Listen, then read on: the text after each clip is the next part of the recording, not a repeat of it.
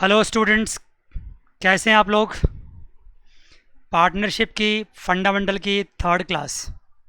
चलिए स्टार्ट करते हैं। पिछले क्लास में मैंने आपको partnership deed, liability of partners, some important provisions, rights to partners, ये सब बातें डिस्कस की थी। आइए इसके बेसिस पे एक छोटा सा सवाल दे रखा है, वो सवाल आपको करवाते हैं।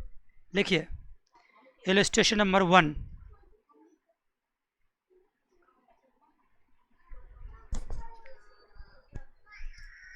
सवाल है, Ambrish has contributed more capital than the other partners. उससे पहले सवाल पढ़िए क्या कह रहा है। ये पार्टनरशिप एक्ट 1932 को चेक करने वाला सवाल है कि क्या इसकी जानकारी आपको है या नहीं है। Ambrish has contributed more capital than other partners and demand interest on capital at 10% per annum, but Lalit and Charu do not agree with him. क्या इंटरेस्ट ऑन कैपिटल अम्बरीश को मिलेगा, बताओ। No interest in capital, no interest on capital.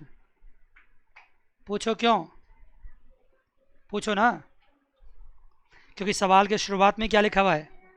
सवाल में क्या लिखा हुआ है, सवाल में क्या लिखा हुआ है। There no, there is no partnership deed. अगर पार्टनरशिप डीड नहीं होता है,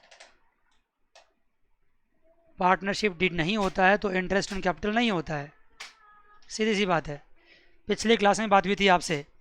अगर पार्टनरशिप डीड नहीं है तो इंटरेस्ट ऑन कैपिटल नहीं है। याद कीजिए, आप बताया था ना पिछली क्लास में। बोलो यस सर। सेकंड पे आइए। Lalit devotees full time in the business and demands a salary of 5,000 per month, but Ambarish and Charu do not agree with him. No salary. चाहे आप कितना भी घंटा काम करते हो, आपको सैलरी नहीं मिलेगा। क्यों नहीं मिलेगा, बोलो। क्योंकि पार्टनरशिप डीड नहीं है। In absent of partnership deed there is no interest on capital and no salary. Charu demands interest on loan of 50,000. Sorry, Charu demands interest on loan of 50,000. Loan कितना है, लोन है 50,000। उस पर वो क्या demand कर रही है, इंटरेस्ट। और वो इंटरेस्ट कितना डिमांड कर रही है, 12% पर एनम। Not possible. कितना मिलेगा, 6% पर एनम। क्योंकि डीड अगर नहीं है तो इंटरेस्ट फिक्स है। कितना इंटरेस्ट मिलेगा, 3,000। That's it. 50,000 का 6% मिलेगा, 3,000। Fourth point, Ambarish has withdrawn 10,000 from the firm for his personal use. Ambarish ने क्या किया, ड्राइंग्स किया। कितना ड्राइंग्स किया बच्चे, 10,000 पर्सनल यूज के लिए। और Lalit and Charu demand that interest on drawing should be charge. इस पे इंटरेस्ट ऑन ड्राइंग की डिमांड है। कितना, 10%। लेकिन क्या कहोगे, no interest on drawing, no interest on drawing. क्यों, क्योंकि पार्टनरशिप डीड नहीं होता है तो इंटरेस्ट ऑन ड्राइंग भी नहीं होता है। Fifth, profit before taking into account any of the above claims 50,000। मतलब प्रॉफिट कितना है, 50,000 है। At the end of the first year of the business Ambarish demand that profit should be shared in the capital ratio. पहली बात तो ये बताओ, ये जो प्रॉफिट है बिफोर अबव क्लेम्स, ऊपर जितने भी क्लेम थे 1 to 4 तक, उसमें से कौन सा क्लेम सिर्फ एक्सेप्ट हुआ है, बताओ। उसमें सिर्फ एक क्लेम एक्सेप्ट हुआ, कौन सा, इंटरेस्ट ऑन लोन। इसका मतलब है कि profit after interest on loan कितना होगा?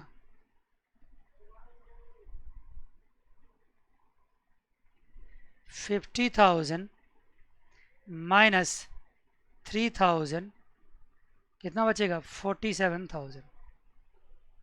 ये आपका नेट प्रॉफिट बचा। इस प्रॉफिट का क्या होगा? इसको हम पार्टनर्स में डिस्ट्रीब्यूट करेंगे। मानते हो जी? Yes sir. लेकिन पार्टनर्स में हम डिस्ट्रीब्यूट करने का जो डिमांड है वो क्या है? कैपिटल रेशियो का है। लेकिन हम कैसे करेंगे? इक्वली करेंगे। क्यों इक्वली करेंगे? क्योंकि अगर कोई डीड नहीं है तो प्रॉफिट्स आर शेयर्ड इक्वली। पिछले क्लास में इसके बारे में बात हो चुकी है बच्चे। आप लोग अगर नहीं रिवाइज करोगे तो फिर तो मैं क्या कर सकता हूँ। ये 5th पॉइंट था आपका। यस, अब आइए 6th पे। Lalit wants to introduce his son Ender as partner. Charu object to his proposal. क्या सही है? ऑफ कोर्स सही है। No partner, no new partner can be introduced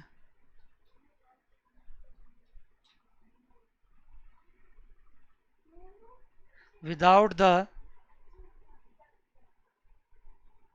consent of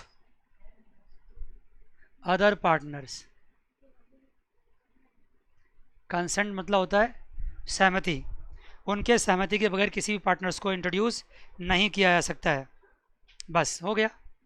ये सवाल क्यों था? थ्योरेटिकल था। सिर्फ पार्टनरशिप डीड का कॉन्सेप्ट आपको पता है कि नहीं पता है, ये चेक करने के लिए सवाल था।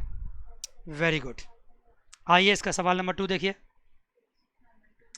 मुझे कोई भी जल्दीबाजी नहीं है, क्योंकि मैं जानता हूँ अगर शुरुआत के कुछ क्लासेज आपके अच्छे हो गए तो पूरी पार्टनरशिप आपके अच्छे हो जाएंगे। इलस्ट्रेशन 2 देखिए। The partners do not have partnership deed, मतलब no partnership deed. Therefore provisions of the Indian partnership act 1932 will apply to resolve the matters. ये तो जानते थे हम लोग। अगर डीड नहीं होता है तो जो डिफ़ॉल्ट बाय डिफ़ॉल्ट एक्ट है वही लगता है। पहली बात क्या है? Interest on capital is not payable to partners, therefore Ambrish will not get interest on. अच्छा सॉरी, आई एम सॉरी, ये तो मैं इलस्ट्रेशन नंबर 1 का आंसर ही डिस्कस करने लग गया। इलस्ट्रेशन नंबर 2 पे आइए। Harry and Gary are the partners in a firm. दो पार्टनर्स है, Harry and Gary. Harry and Gary are partners in a firm. They have not entered into partnership deed but agreed on the following. देखो एक चीज़, उसने कोई deed तो नहीं बनाया Harry and Gary ने, लेकिन उसने कुछ ऐसी बातें हैं जिनको उन्होंने ऑरली क्या किया? एग्रीमेंट बना ली उसके ऊपर, ऑरली। और मैं बता चुका हूँ कि एग्रीमेंट चाहे ऑरल हो या रिटन हो, वैलिड है, चलेगा। पहली एग्रीमेंट क्या उसकी? Salary will be paid to Harry 10,000 per month. बहुत अच्छी बात है। मतलब सैलरी जो है हैरी को 10,000 पे की जाएगी। अगर एग्रीमेंट है तो पे की जाएगी। Gary will get commission 10% net profit, of course मिलेगा उसको क्योंकि एग्रीमेंट है। Interest will be allowed 10%, yes. Interest will be charge on drawing 10%। Partners can not be admitted without the consent of other partners. देखो deed तो उसने नहीं बनाया, written agreement तो नहीं किया, लेकिन ऑरली उसने क्या किया? कुछ बातों पे अपनी एग्रीमेंट दिखा दी आपस में। और जो ऑरल एग्रीमेंट होता है वो भी एक्सेप्टेबल होता है और उनकी बात भी आपको माननी पड़ेगी। How will the following dispute resolve? देखिए पहला डिस्प्यूट क्या है? सबसे पहला डिस्प्यूट है Gary demands to be paid salary as Harry is being paid because his commission is lower. Gary demands to be paid salary as Harry is being paid because his commission is lower। बताओ क्या चाहिए? Gary भी salary का demand कर रहा है, क्या मिलेगा उसको? No salary to Gary. क्यों नहीं? क्योंकि अगर आपके एग्रीमेंट नहीं है तो फिर सैलरी आपको कहाँ से मिल जाएगा। भले ही आपको कमीशन थोड़ा कम मिल रहा है, कुछ मिल रहा है, वो बात की बात है, ये तो पहले ही सोचना चाहिए था आपको ना। अगर एग्रीमेंट में आपने सैलरी सिर्फ हैरी को देना सोचा है तो फिर हैरी को ही मिलेगा। गैरी डिमांड सैलरी, गैरी को नहीं मिलेगा। सैलरी किसको मिल रहा है? सिर्फ हैरी को मिल रहा है, तो no salary. Harry demand that his son Sherry be admitted to the partners 25% share to be given. कितनी पागलपंती वाली बात है, हर कोई अपने बच्चे को ही पार्टनरशिप में घुसाना चाहता है। ऐसे कैसे घुसा लोगे यार, जब आपस में एग्रीमेंट है। क्या एग्रीमेंट है कि जब बिना किसी सहमति के, आपस में सहमति के बाद ही किसी को क्या कर सकते हैं हम, पार्टनर बना सकते हैं। तो एक बंदा, उसका बेटा हो कि बेटी हो, कोई भी हो, उसको पार्टनर वो नहीं बना सकता है। Impossible and not at all possible. Understand? बेकार की बात है, अननेसेसरी टाइम वेस्ट करके क्या फ़ायदा है। ठीक है जी, समझ गए बात को? देख लीजिए, the demand of Gary to be paid salary as is paid to the Harry is not valid in the view of agreement of the payment of the commission.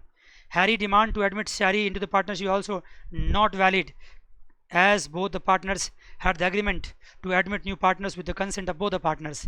कितनी गलत बात है। इतने अब भी इतने क्लासेस के बाद वजूद भी बुक को क्या लगता है कि आप ये छोटे छोटे क्वेश्चंस के आंसर नहीं दे पाएंगे। ऐसा नहीं है, आप दे सकते हैं। आइए जी बच्चे, टॉपिक लिखिए अब। Charge against the profit and appropriation against the profit. लिखिए, charge against the profit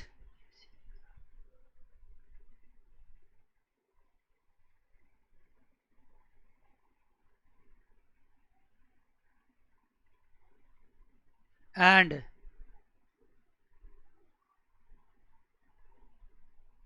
appropriation against the profit। Charge against the profit and appropriation against the profit, क्या मतलब इसका है? पहली बात मैं लिखता हूं चार्ज के बारे में।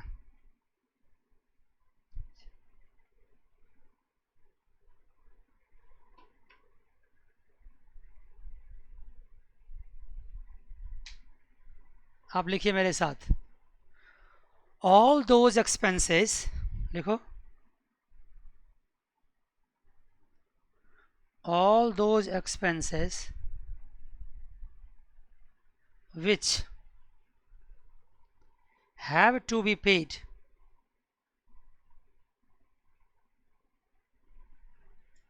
irrespective of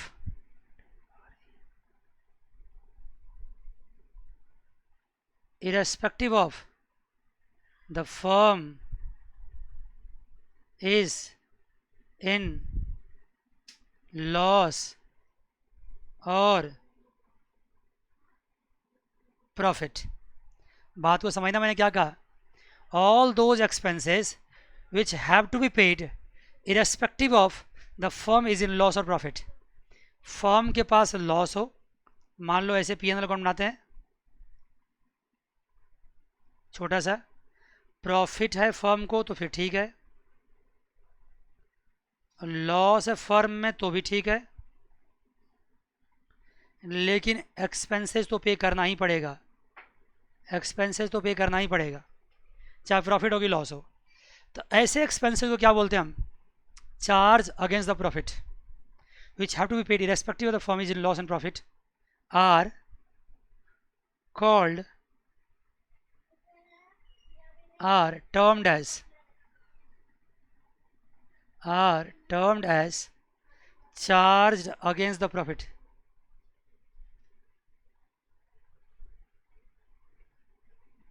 against the profit उसको क्या मानी जाएगी? चार्ज अगेंस्ट द प्रॉफिट मानी जाएगी। मान गए? आपको पे करना ही पड़ेगा, आपको अपने प्रॉफिट लॉस अकाउंट में डेबिट करना ही पड़ेगा, तो उसको क्या मान ली जाएगी? Charge against the profit. मान गए? जितने भी एक्सपेंडिचर्स अब आउटसाइडर को पे करते हैं, सारे एक्सपेंडिचर्स क्या है? Charge against the profit. याद रखना, आउटसाइडर मतलब क्या? Not to the partners. जो एक्सपेंडिचर्स आप पार्टनर्स को पे नहीं करते हैं, बाहर वाले को पे करते हैं, वो सारे चार्ज अगेंस्ट द प्रॉफिट है। मैं लिख देता हूँ यहाँ पे, all the expenditures due to the due to the outsiders, due to the outsiders, bracket में लिखो, not to the partners are charge against the profit. All the expenses due to the outsider, not to the partners, are charged against the profit. क्या मतलब sir? मान लो mister A, mister B and mister C are the partners, ये तीन partners है। उसके अलावा आपने किसी को भी पे किया, दुनिया में किसी को पे कर सकते हैं आप, क्रेडिटर्स है, बैंक है, कोई भी लोन कोई आपने दिया आउटसाइडर्स आपको, उसके ऊपर इंटरेस्ट है, डेप्रिसिएशन है, कुछ भी खर्चा हो सकता है, सारे क्या है? चार्ज अगेंस्ट द प्रॉफिट, मान लिया। But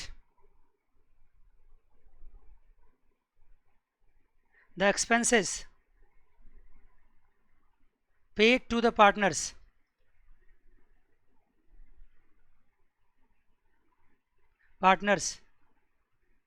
may be charged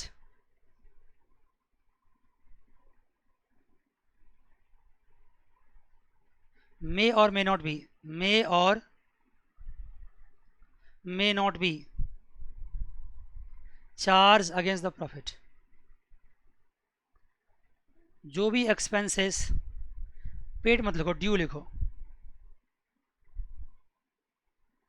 but the expenses due to the partners may or may not be charge against the profit. कोई भी ऐसे एक्सपेंसेस है जो आप पार्टनर्स को देने वाले हैं या पार्टनर्स को ड्यू करते हैं, वो चार्ज हो भी सकता है, चार्ज नहीं भी हो सकता, मतलब कंपलसरी हो भी सकता है, कंपलसरी नहीं भी हो सकता है। उसका मैं एग्जांपल देता हूँ, जैसे मान लीजिए, एग्जांपल लिखिए आप, example, interest on loan to the partners are charge against the profit.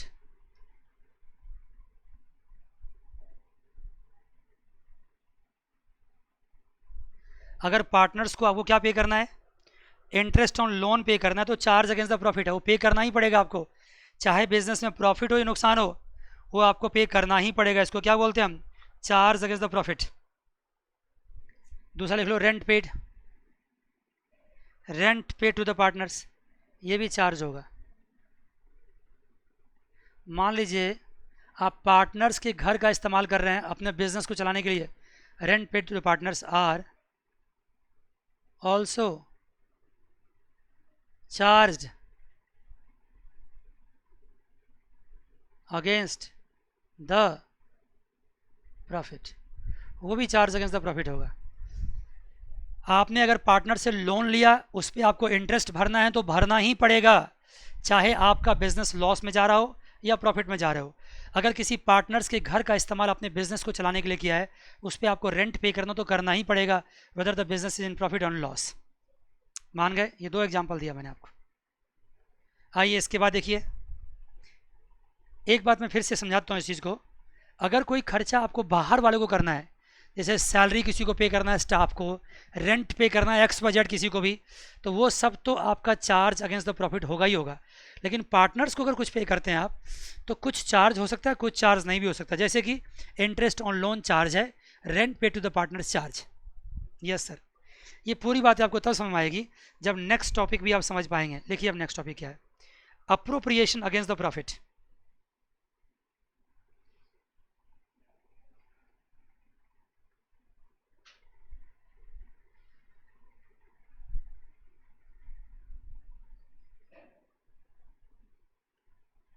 appropriation against the profit।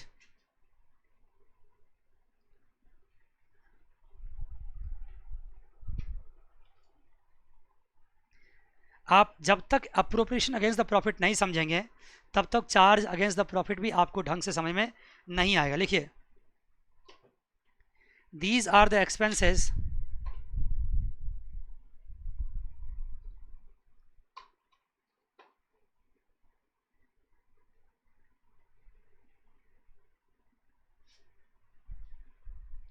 these are the expenses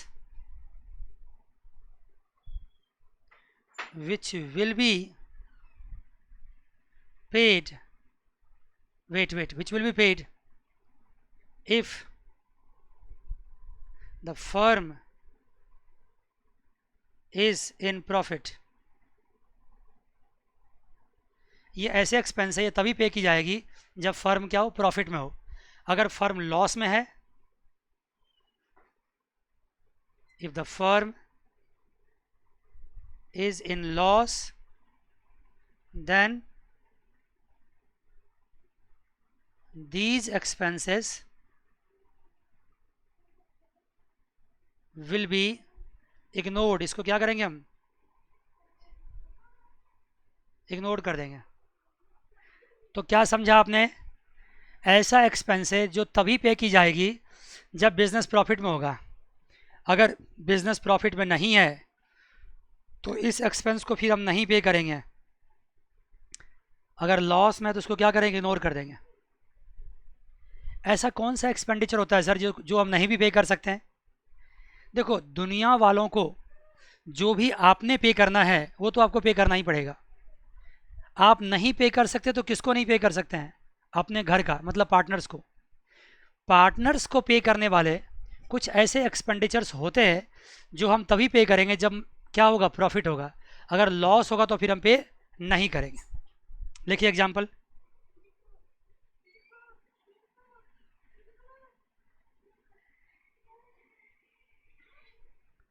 interest on capital to the partners.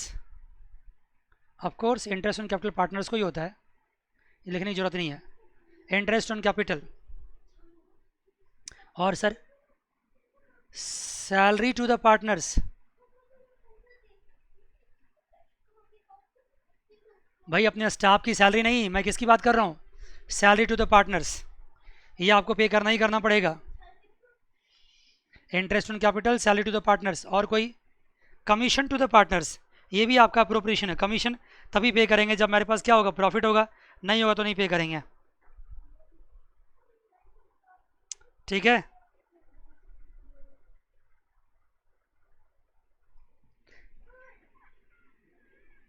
Commission to the partners. मैं commission को check कर लेता हूँ कि कभी commission, ऐसा तो नहीं कि उसको उन्होंने चार्ज रख रखा है, लेकिन मैं कंफर्म होगी जो कमीशन है ना,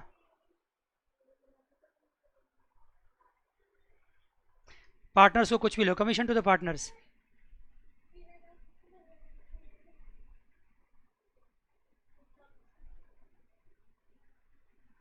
अगर पार्टनर्स को कोई भी पे करोगे तो. या फिर sir transfer to general reserve. क्या होता है ना, कभी कभार अपने प्रॉफिट से हम कहाँ ट्रांसफ़र करते हैं, प्रॉफिट को हम जनरल रिजर्व में ट्रांसफ़र करते हैं.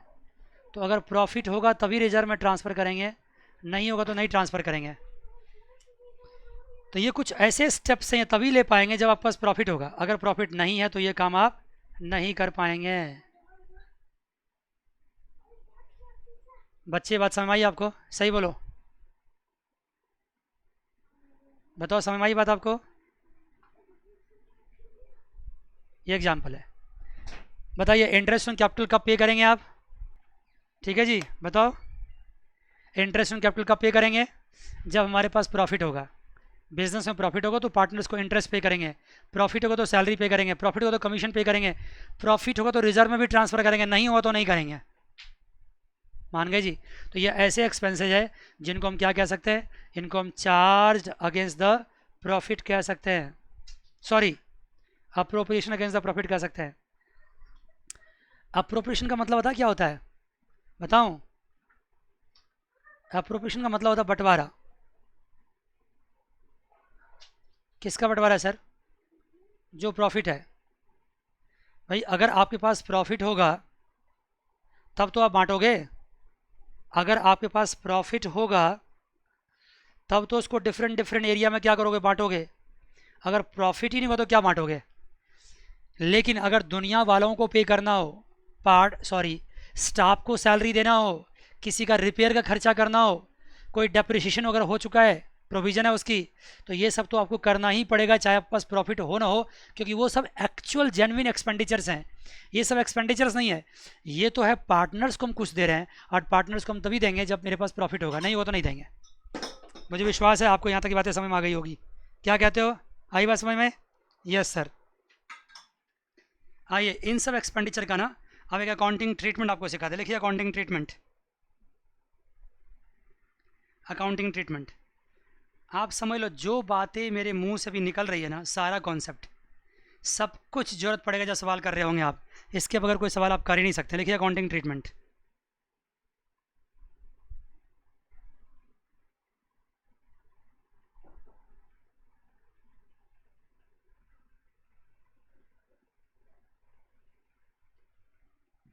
ठीक है जी सर। अब बताइए कोई एक एग्जांपल ले लीजिए किसका अकाउंटिंग ट्रीटमेंट की बात करें। हेडिंग लिखो, पहला पॉइंट लिखो इंटरेस्ट ऑन लोन, इसकी बात कर लेते हैं पहले। अगर अपने पार्टनर्स को आपको इंटरेस्ट पे करना है तो अकाउंटिंग ट्रीटमेंट में सबसे पहला तो जर्नल एंट्री। क्या जर्नल एंट्री पास करोगे आप?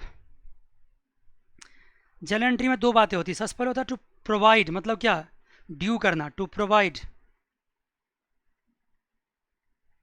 ब्रैकेट में लिख सकते हैं due interest on loan to partners. अगर पार्टनर्स को आप इंटरेस्ट ऑन लोन प्रोवाइड कराओगे तो उसकी एंट्री क्या लिखोगे? आप जानते हैं इंटरेस्ट ऑन लोन आपका एक्सपेंडिचर है, तो इंटरेस्ट ऑन लोन क्या हो जाएगा?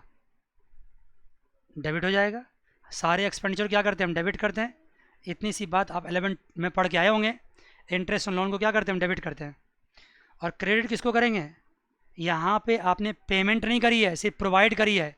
याद रखना, ये प्रोवाइड का मतलब ये होता है आपने सिर्फ ड्यू एंट्री पास करना है, आपने सिर्फ ड्यू एंट्री पास करना है। अभी आपने पेमेंट नहीं करी है, पेमेंट करते तो टू बैंक करते, लेकिन पेमेंट नहीं किया है, सिर्फ प्रोवाइड किया है। इंटरेस्ट ऑन लोन टू क्या लिखोगे?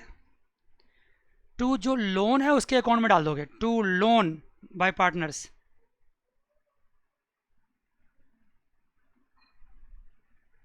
जैसे एग्जांपल ले लो, मान लो पार्टनर्स लोन कितना है, सपोज कर लो जो पार्टनर्स लोन है वो है 1 लाख रुपीज़ और उस पर इंटरेस्ट है 10%, मान लो।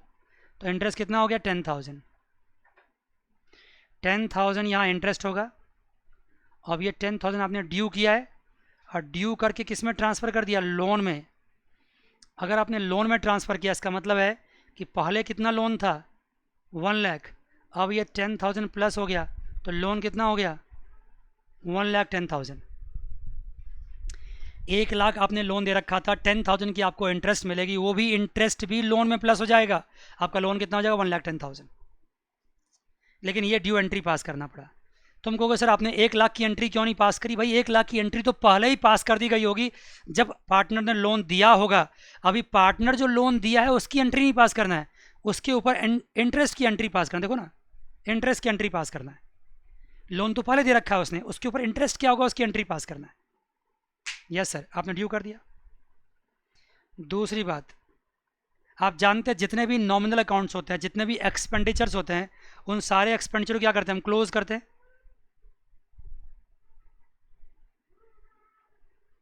Closing entry.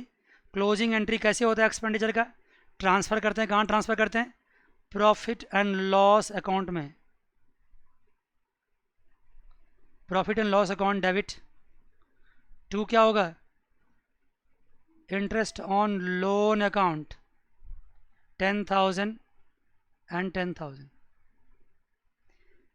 सर आपने इसको ट्रांसफ़र किया प्रॉफिट लॉस में, क्योंकि ये क्या है? ये चार्ज अगेंस्ट द प्रॉफिट है। ये है क्या? ये चार्ज अगेंस्ट द प्रॉफिट है, याद रखना। ये चार्ज अगेंस्ट द प्रॉफिट है, मतलब आपको पे करना ही पड़ेगा, ये कंपलसरी है। ये चार्ज अगेंस्ट द प्रॉफिट है, इसलिए इसको प्रॉफिट लॉस अकाउंट में ट्रांसफ़र किया। Very good. आइए सर, अगर ये अप्रोप्रिएशन होता तो, पहली बात तो ये है कि ये अप्रोप्रिएशन होता ही नहीं। अगर होता तो यहाँ पे प्रॉफिट लॉस अकाउंट ही बनता, फिर क्या बनता, profit and loss appropriation account लिखते हम। लेकिन जल्दीबाजी किस बात की है, अभी आने वाले वक्त में इसके बारे में बात तो हम करेंगे ही करेंगे। Yes sir. और एक बात और जान लो, अगर यहाँ पे इंटरेस्ट तो दे रखा है, अगर इंटरेस्ट नहीं दिया होता तो कितना मान के चलते हम, जल्दी बोलो कितना मान के चलते, ओह जल्दी बोलो कितना, हाँ 6% मान कर चलते। बहुत सही बात है, सवाल इस पर हम अभी करेंगे, लेकिन अभी कुछ दूसरा अकाउंटिंग ट्रीटमेंट सिखाएंगे आपको, तब इसके बारे में बात क्या कह रहे हो, हाँ बिल्कुल ध्यान है क्लास में आपका, बहुत अच्छी बात है। लिखिए नेक्स्ट टॉपिक लिखिए, रेंट पेड और पेबल टू पार्टनर्स। हेडिंग लिखिए, मैंने इंटरेस्ट की बात तो कर ली, अब रेंट पेड की बात करता हूँ। पेड और पेबल, पेड मतलब होता है आपने पे कर दिया, पेबल मतलब होता है आपने ड्यू किया, अभी पे नहीं किया है। इंटरेस्ट को तो आपने पे किया ही नहीं, आपने लोन में ऐड कर दिया उसको। रेंट में क्या करोगे, आप देखो पहला एंट्री क्या होता है, पहला एंट्री, ये सब बेसिक बेसिक बात है। रेंट अकाउंट तो डेबिट होगा ही होगा, क्योंकि ये एक्सपेंडिचर है। अगर आपने पे कर दिया तो क्या होगा, टू कैश अकाउंट। बैंक से पे किया तो टू बैंक अकाउंट। अगर आपने क्या किया, रेंट अभी पे नहीं किया, मान लो ऑप्शनल है, ये ड्यू है, दो में से कोई एक ही होगा ना, ड्यू है मान लो, तो ड्यू में क्या करोगे, rent account debit to rent outstanding account या rent payable account, to rent outstanding account. इन दोनों में से कोई एक ही एंट्री पास करोगे आप, या तो पे कर दिया या नहीं पे किया, लेकिन दोनों केस में रेंट क्या होगा, डेबिट होगा। पे कर दिया तो टू कैश या टू बैंक, नहीं पे किया तो टू आउटस्टैंडिंग।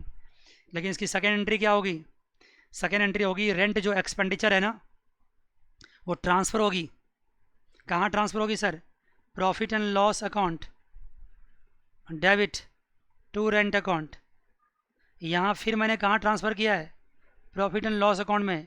मैंने अप्रोप्रिएशन में ट्रांसफ़र नहीं किया, क्यों नहीं किया, क्योंकि बोलो ना, मैंने प्रॉफिट लॉस अकाउंट में ट्रांसफ़र किया, अप्रोप्रिएशन में ट्रांसफ़र नहीं किया, क्योंकि रेंट यहाँ पे क्या है, चार्ज अगेंस्ट द प्रॉफिट है। ये क्या है यहाँ पे, ये यहाँ पे चार्ज अगेंस्ट द प्रॉफिट है, मतलब यहाँ फिर से क्या, ये कंपलसरी है, आपको पे करना ही पड़ेगा, आप रोक नहीं सकते, पे करना पड़ेगा। अगर मान लो आपकी रेंट आउटस्टैंडिंग है तो ये लायबिलिटी हो गई आपकी, जब भी कभी पे करोगे ना इसको तो क्या होगा, rent outstanding account debit to क्या हो जाएगा, to bank account oblique cash account, जब भी पे करोगे। ये सब बातें तो 11-12 की है, मुझे विश्वास है कि आपको आता होगा ये सब बातें। ये इस पर भी सवाल अभी हम नहीं करेंगे, बहुत बेसिक बेसिक सवाल है, इस सवाल हम करके क्या करेंगे, बस हम समझाते चले जा रहे हैं आपको, और आपको होमवर्क दे रहे हैं करने के लिए। कौन सा, देखो बच्चे मैं ये सा सवाल नहीं कर रहा हूँ क्योंकि बेहद ही आसान सवाल है, कभी भी एग्जाम में ये सब चीज़ पूछा नहीं जाएगा आपको, बस मुझे समझाना था इसलिए मैंने आपको करवाया। 3, 4 एंड 5 ये सवाल आप करके लाएंगे, आपको दिक्कत होगी तो हम मुझसे पूछेंगे। मैंने कह रखा है कि अगर चार्ज अगेंस्ट द प्रॉफिट होता है तो पे करना ही पड़ता है, चाहे प्रॉफिट हो कि लॉस हो, करना ही पड़ता है। जैसे 4th इलस्ट्रेशन आप जब देखोगे ना तो उसमें क्या दिखाया है, 3 केस दे रखा है। एक केस में हमारे पास सफिशिएंट प्रॉफिट है, उसमें से हम इंटरेस्ट पे कर रहे हैं। एक केस है जिसमें सफिशिएंट प्रॉफिट है, उसमें से इंटरेस्ट पे कर रहे हैं। सेकंड केस है मेरे पास प्रॉफिट कम है, इंटरेस्ट ज़्यादा है, फिर भी हम पे कर रहे हैं। थर्ड है जिसमें मेरे पास प्रॉफिट है ही नहीं, फिर भी मुझे पे करना पड़ेगा। वेरी गुड, तो ये इतने सारे क्वेश्चंस मैंने डिस्कस कर लिए आपसे आज, मैंने 5वां भी बता दिया आपको। अब अगला लिखिए आप, मैनेजर कमीशन। मैनेजर कमीशन तो लिख कर छोड़ दो, ये तो कोई नई बात तो है नहीं, ये तो 11th क्लास में आपने पढ़ा होगा, इसमें कौन सी बात है भाई, मैनेजर कोई पार्टनर थोड़ी है, ये तो बाहर वाला बंदा है, आपका स्टाफ है, उसको तो आपको पे करना ही करना पड़ेगा मैनेजर कमीशन। बिफोर और आफ्टर होता है, आप जानते ही है, बिफोर भी हो सकता है और आफ्टर भी हो सकता है। बिफोर वाला फॉर्मूला क्या था, net profit into R by 100, ये पढ़ा होगा आपने। यहाँ क्या था, net profit into R by 100 plus R. जब ये बात आएगी तब हम सिखाएंगे आपको। कभी कभार होता है manager commission before charging commission, कभी कभार होता है manager commission after charging commission. ये सब बातें बच्चे 11th में जो पढ़ के आते हैं ना, फाइनल अकाउंट में रट के आते हैं, उसको नहीं पढ़ा है तो मैं सवाल के साथ सिखा सकता हूँ, अदरवाइज इस चैप्टर के लिए इतना इंपॉर्टेंट नहीं है ये। इस चैप्टर में वो बातें इंपॉर्टेंट होती है जो पार्टनर्स को पे करते हैं, मैनेजर कमीशन तो स्टाफ को पे करते हैं, वो कौन सी बड़ी बात हो गई।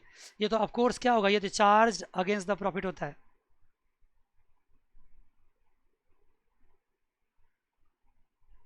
और आपके प्रॉफिट लॉस अकाउंट में क्या होगा, ये डेबिट होगा, मैनेजर कमीशन यहाँ डेबिट होगा, ऑफ कोर्स डेबिट होगा।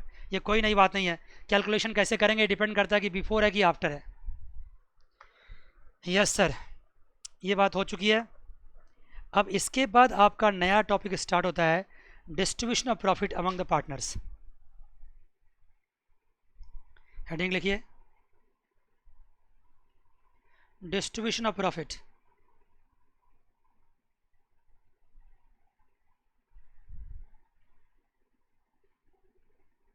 Among the partners.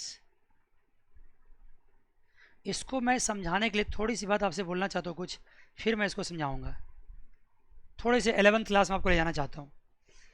Profit loss निकालने के लिए सबसे पहले आप क्या निकालते हैं, ट्रेडिंग अकाउंट। याद है आपको ट्रेडिंग अकाउंट से क्या मिलता था, आपको याद है, यहाँ से आपको ग्रॉस प्रॉफिट मिलता था। ग्रॉस प्रॉफिट कहाँ ट्रांसफ़र करते थे आप, profit and loss account. Gross profit transfer करते थे यहाँ पे, और इसमें से हम क्या करते थे, जितने भी हमारे एक्सपेंडिचर्स होते थे सबको हम डेबिट करते थे। ये डेबिट साइड है और ये क्रेडिट साइड है। जितने भी प्रोविजंस होते थे एंड जितने भी एक्सपेंडिचर्स होते थे, कौन से एक्सपेंडिचर्स, चार्ज वाले सारे।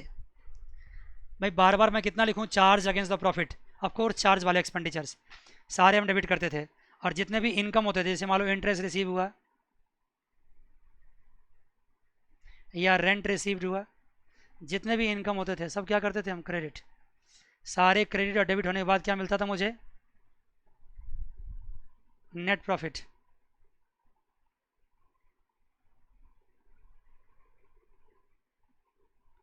और यहीं तक आपने सीख के आया हुआ 11th क्लास में। लेकिन 12th क्लास में बात आगे जाती है। और क्यों सर आगे क्यों जाती है, क्योंकि 11th क्लास में क्या था, सोल प्रोप्राइटरशिप था।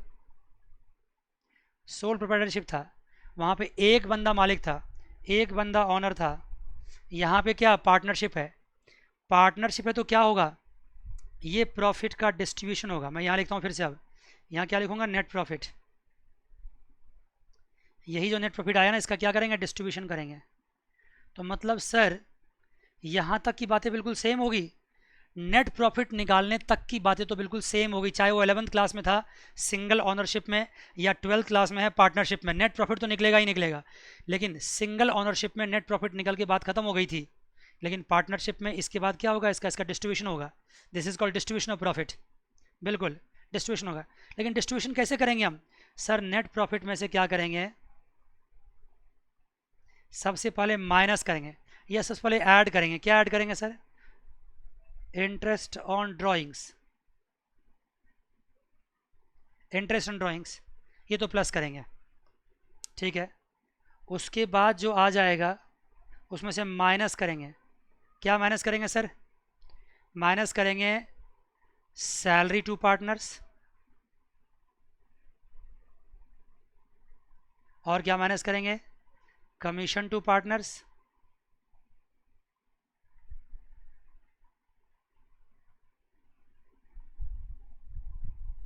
और क्या माइनस करेंगे, इंटरेस्ट ऑन कैपिटल। ये सब माइनस करते जाएंगे। Transfer to GR, transfer to GR मतलब क्या हुआ, ट्रांसफ़र टू जनरल रिजर्व, वो भी माइनस करेंगे। उसके बाद जो बचेगा प्रॉफिट, जो प्रॉफिट बचेगा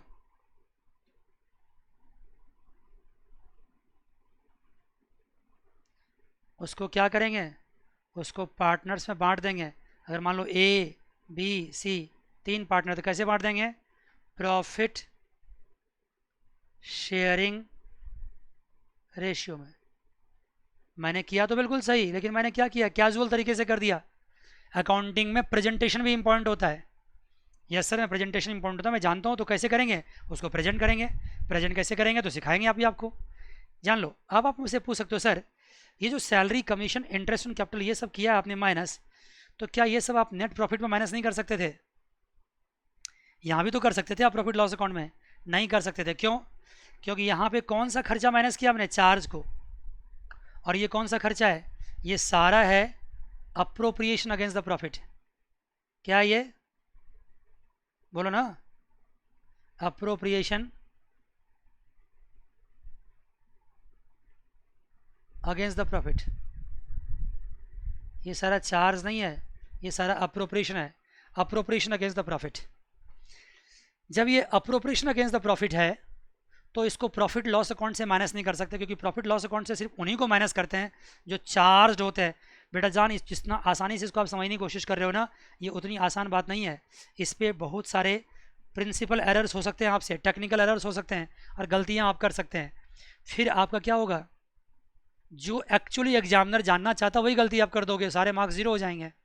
यही तो खास बात है, अदरवाइज 11th क्लास में नहीं पढ़ लेते इसके बारे में हम। यस सर, तो ये क्या है, अप्रोप्रिएशन अगेंस्ट द प्रॉफिट है, इसको हम यहाँ से माइनस नहीं कर सकते थे। इसके लिए मुझे अलग से अकाउंट बनाना पड़ेगा। तो कौन सा अकाउंट बनाना पड़ेगा? तो मतलब साफ सी बात है, डिस्ट्रीब्यूशन ऑफ प्रॉफिट के लिए, डिस्ट्रीब्यूशन ऑफ प्रॉफिट के लिए हम क्या बनाते हैं, हम अलग से बनाते हैं। क्या बनाते हैं? बनाते हैं हम profit and loss appropriation account.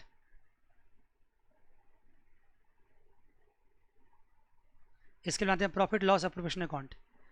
क्या इसका फॉर्मेट होता है सर? सारी बात आपको बताएंगे, जल्दीबाजी किस बात की है, काफ़ी हद तक तो मैंने आपको समझा ही दिया आज। प्रॉपर तरीके से इसका फॉर्मेट बच गया है, वो हम समझाएंगे। लेकिन आज के लिए बस इतना ही, अगली क्लास में फिर मिलेंगे। God bless you all, take care, bye bye and see you. ठीक है बच्चे, फिर मिलेंगे।